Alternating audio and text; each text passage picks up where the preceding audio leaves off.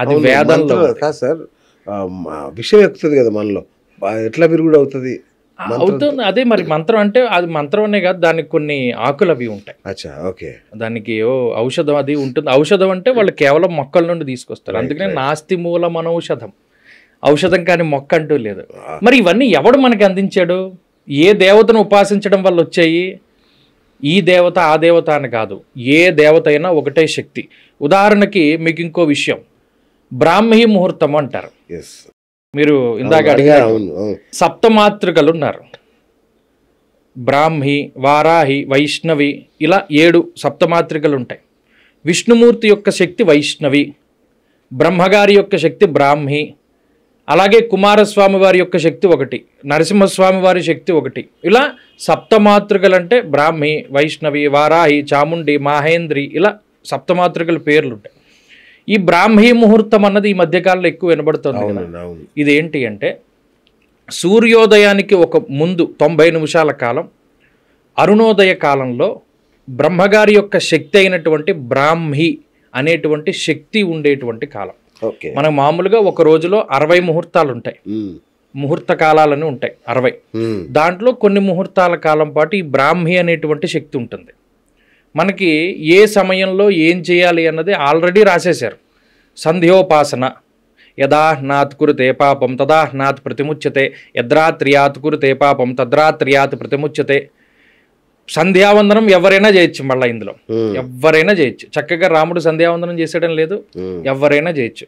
ప్రతిరోజు రాత్రి తిన్న సామాన్లు పొద్దున్న ఎలా గడుక్కుంటామో మనం చేసిన పాపాలు మనస వాచ కర్మన అన్ని పాపాలు కడుక్కునేటువంటిది సంధ్యావందనం.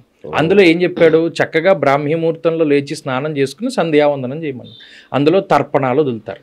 తర్పణాలు వదిలి ఆ మంత్రాన్ని జపిస్తారు. ఆ సమయానికి ఎంత శక్తి ఉంటుంది అంటే మనం ఏమి చేసినా హై సక్సెస్ రేట్ ఉంటుంది. ఇది ఇప్పటికి చాలామంది చెప్పుండొచ్చు. కానీ దానికి అలా ఎలా వచ్చింది అంటే ఇది బ్రాహ్మీ అనేటువంటిది బ్రహ్మగారి యొక్క శక్తికి ప్రతిరూపము. వైష్ణవి అంటే విష్ణుమూర్తి యొక్క శక్తి. ఇలా అన్నమాట. ఆ శక్తి ఎంత గొప్పది, మనల్ని ఉత్తేజితులను చేస్తుంది, మన సంకల్ప సిద్ధి కలిగిస్తుంది. బ్రహ్మగారు చేసేది అదే కదా, సంకల్పం చేస్తాడు, శక్తి సృష్టి చేస్తాడు. మరి ఆ బ్రాహ్మీ అనేటువంటి సమయాన్ని కనుక్కుని పలానా టైంలోనే నువ్వు సంధ్యావందనం చేస్తే నీకు ఇది సిద్ధిస్తుంది, మళ్ళీ మధ్యాహ్నం చెయ్యి, మళ్ళీ సాయం సంధ్య చెయ్యి అని ఎవడు చెప్పాడు? ఈ వేదాలని అధ్యయనం చేసిన ఋషులే, ఈ హైందవ ధర్మాన్ని పాటించిన వారే, అంతమంది దేవతల్ని కొలిచిన వారే కదా. మరి అంత ఇది చెప్పుకుంటూ పోతే ఇదేంటంటే దీనిలో మనం నెవర్ ఎండింగ్ సబ్జెక్ట్ ఇది. కాబట్టి ఎంతమంది దేవతలు ఉన్నారని కాదు, ఎవరిని పూజించినా భక్తితో శ్రద్ధతో పూజించు. ఒకటే. ఇప్పుడు అమ్మవారి నామాలు ఉంటాయి. ఇప్పుడు ఉదాహరణకి లక్ష్మీదేవి, మీరు ఇందాక చెప్పారు, ఆవిడ డబ్బు ఇస్తుంది అని. అమ్మవారి యొక్క అష్టోత్తరంలో బిల్వనిలయాయై నమః అన్న నామం ఉంటుంది. బిల్వనిలయాయై నమః అంటే ఆమె బిల్వ వృక్షంలో ఉంటుంది. బిల్వదళాలు ఎవరికి అర్చన చేస్తారు? శివుడికి చేస్తారు. అంటే ఈ బిల్వదళాలతోటి శివుడిని అర్చిస్తే ఐశ్వర్యకారకుడే కదా.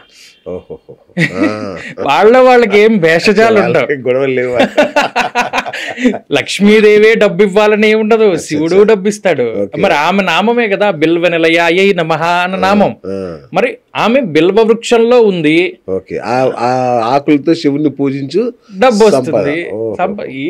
ఎక్కడైనా సరే అసలు ఇక్కడ ఈ దేవుడు ఇదే ఇస్తాడు అన్నది ఏమీ లేదు.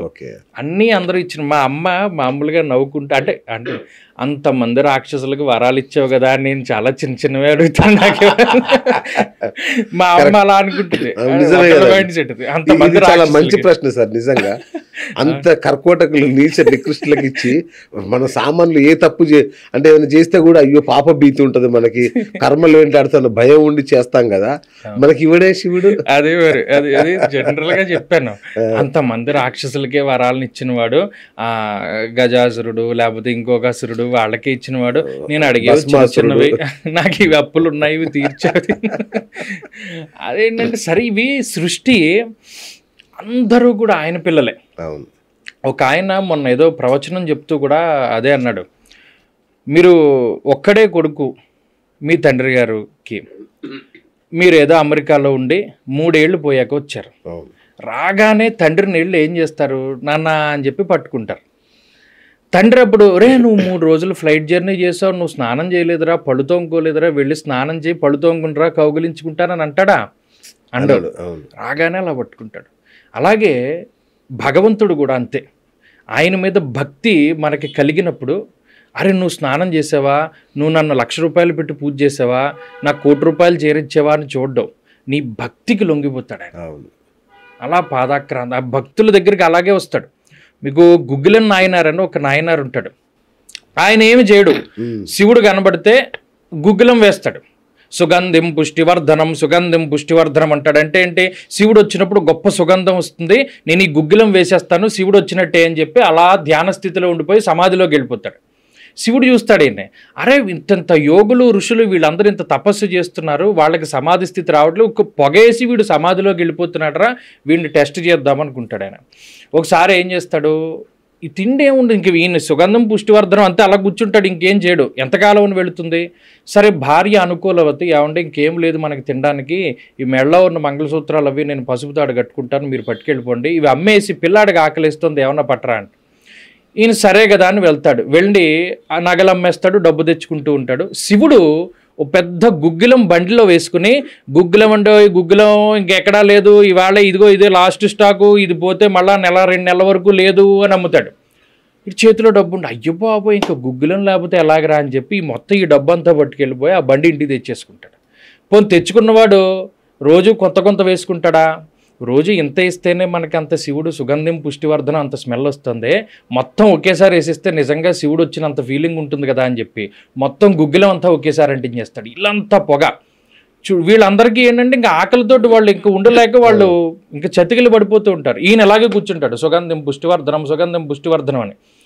పరిగెడతాడు శివుడు అక్కడి నుండి, అర్యబాబోయ్ కుబేరా నువ్వు పరిగెట్టు గమ్ముని, వాడు ఈ డబ్బు కూడా తగిలేసాడు మొత్తం సుగంధం పుష్టివర్ధనం అని నా కోసం, నువ్వు వెళ్ళు, వాళ్ళకి కావలసినవన్నీ ఇచ్చే ముందు వీడు భార్యని వీడు కొడుకుని కాపాడు, వాళ్ళు ఆకలి లేక చచ్చిపోయేలా ఉన్నారు, నువ్వు వెళ్ళు, నేను వీడి దగ్గరికి వెళ్తానని ఆయన పరిగెట్టుకుంటూ వచ్చి, ఒరే నాన్న లేవరా నేనే వచ్చానరా అంటే, నిజాన్ని ఇంకా సుగంధం వస్తుంది కదా, సుగంధం పుష్టివర్ధనం సుగంధం, నిజమేరా నేనేరా వచ్చాను, సుగంధం వచ్చిందిరా, నువ్వు లేరా లేచి వాళ్ళకి ఏదైనా పెట్టు. ఎంత పవర్. ఇప్పుడు మీరున్నారు, నాకు ఏదైనా కావాల్సి వచ్చింది, ఆయన గమ్ము నువ్వు పట్టుకెళ్ళి అన్నం పెట్టు, ముందు ఇక్కడ సేదది ఏదో, అలాగా కుబేరుణ్ణి పంపుతాడు ఫస్ట్. వాళ్ళ భార్యకి వాడి పిల్లాడికి ఏదో ఒకటి పెట్టరా బాబు, నువ్వు వెళ్ళి వాళ్ళకి కావాల్సిన సదుపాయాలు చేసి వాళ్ళని కూర్చోబెట్టి వీడిని నేను తీసుకొస్తానంటాడు. ఎంత భక్త సులభుడండి శివుడు. అలాగా ఒక ఆయన నాయనార్లు, వీళ్ళు 63 నాయనార్లు, రోజు శివుడికి గంధం అరగదీస్తూ ఉంటాడు. ఒకసారి గంధం అయిపోతుంది, ఏమో నా చెయ్యి ఉండగా గంధం ఏంటని చెయ్యి అరగదీసేస్తాడు, ఎముకంతాను పొంగిపోతాడు శివుడు. అసలు వాళ్ళ భక్తి ముందు మన భక్తి ఎలాంటిది. అలాంటి భక్తులు పుట్టారు నాయనార్లని, 63 నాయనార్లని వాళ్ళు. అలాంటి వాళ్ళందరూ ఉన్నారు మన దాంట్లో. అందుకు భగవంతుడు అందుకు వస్తాడు, అంతేగాని మనం మా అప్పులే తీర్చండి, మా అమ్మాయి పెళ్లి చేయండి అంటే రాడు. ఎందుకు వస్తాడు? అందుకనే ఉపాసనా మార్గాలు అని కొన్ని ఉన్నాయి. దీంట్లో కొన్ని ఆచారాలను కూడా వాళ్ళు ప్రవేశపెట్టడం జరిగింది. ఆ ఆచారాలను బట్టి ఆయన వస్తాడు. ఓకే.